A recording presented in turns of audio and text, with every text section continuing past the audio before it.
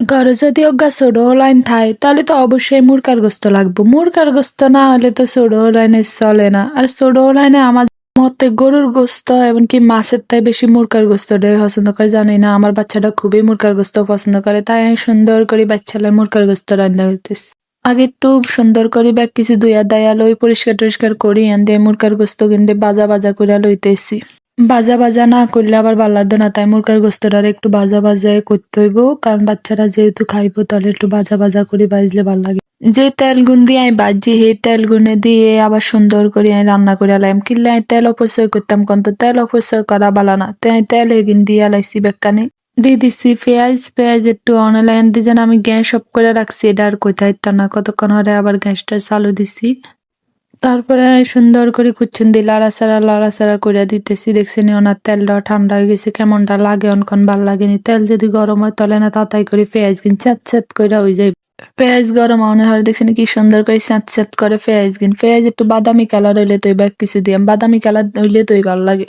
বাদামি কালার হইলে সুন্দর একটা কালার আইয়ে, নাহলে কালারও আইতেছে না। আর কালার যত সুন্দর হইব ততই তো খাইতেও মজা লাগবো, খানাও মজা হইতে হইব, তো কালারও সুন্দর হইতে হইব, দুটোটা মিলিয়ে হইলেই তো ভাল লাগে কোন। বাবারে বাবা কতক্ষণ ধরে খাওয়া দিছি অন পেঁয়াজের কালার আইয়ে না, আর ফা দুই আনে বিষ হয়ে গেছে, মন যায় তো কতক্ষণ হতে থাই। যাক অবশেষে কালার আইসে দিয়ে দিছি রসুন বাটা। রসুন আন্নাকে পরিমতন দিয়ে দিবেন, আই দিয়ে দিছি রসুন বাটা দেওয়ানের হরে দিয়ে দিয়াম আদা বাটা দেওয়ানের হরে যেন জিরাটাও দিয়ে দিলাম। সবকিছু আনারা পরিমাণ মতো দিবেন, আই আর পরিমাণ মতো দিছি। যার যতটুক বেশি রানলে বেশি দিবেন, কম রানলে কম দিবেন। আর আমি জানি আমি এত সুন্দর করে রান্নাও করতে পারি না, তো আনেরা আবার আত্মায় কি শিখবেন। থাক আনেরা শুধু আর ভিডিও দেন, হিয়ন লাগতো না আনেরা, আর ভিডিওটা কত দেখলে সুন্দর করে কুচুন্দি লাড়াচাড়া করে দিলাম, যেন নিচে না লাগে। এলে বালা মতন লাগাইতেছি, যত শক্তি আছে সব শক্তি দিয়ে আপনারা লড়াইতে থাকবেন, যেন কোনো মতেই কয়াত না লাগতে পারে। কয়াত লাগলেই গেছে, তাই আপনারা কয়াত কোনো মতেই লাগতে দিবেন না। মনে করবেন আপনি একটা যুদ্ধত নামছেন, যেমন যুদ্ধ করতে গেলে লাড়ি ছড়া লাগে, তেমন আপনি রান্না করতে গেলে মনে করবেন কুচ্ছুন্দি লাড়াচাড়া করতে হইব। যত বেশি লাড়াচাড়া করবেন ততই বালা, তাহলে আর কোনো মতে নিচে লাগতো না। নিচে লাগলেই তো হওয়া যাইব কি, হওয়া যাওয়ার তে বাঁচাইতে হইলে লড়াইতে হইব। তাই আই দিয়ে দিছি হলুদ গুঁড়া দেওয়ানে হরে কি সুন্দর কালার আইছে দেখছেন নি। হলুদ মরিচের উপরে ডিপেন্ড করে কালারটা যত বেশি সুন্দর হইব তত বেশি তরকারিও বালা দেখবো। এখান দিয়ে আমি মেথির গুঁড়ি দিয়ে দিছি, মেথির গুঁড়ি দিয়ে বালা মতন লড়াই টাড়াই দিতে।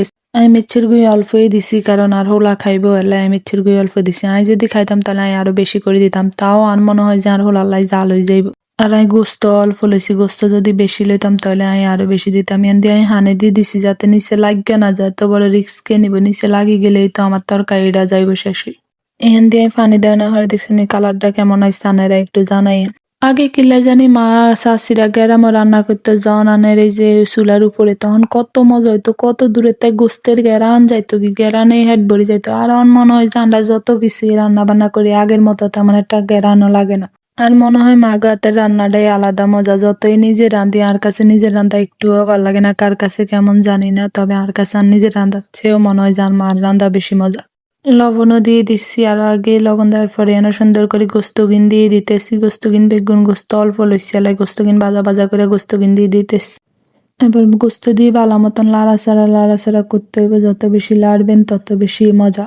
আর কাছে কুচ্ছুন দিয়ে লাড়তে ভাল লাগে, অনেকে কাতা দিয়ে লাড়ে, আমরা যেহেতু ফাঁক ঘরে রান্না করলে গেলে কাতা দিয়ে লাড়ি। আর যদি ঘরে রান্না করি তাহলে কুচ্ছুন দিয়ে লাড়ি, যেহেতু ঘরের জিনিস আমরা বাইরে নেই না, বাইরের জিনিস ঘরে আনি না। আর আঙ্গ বেশিরভাগ ঘরে রান্না হয়, বাইরে খুব কমে যায়।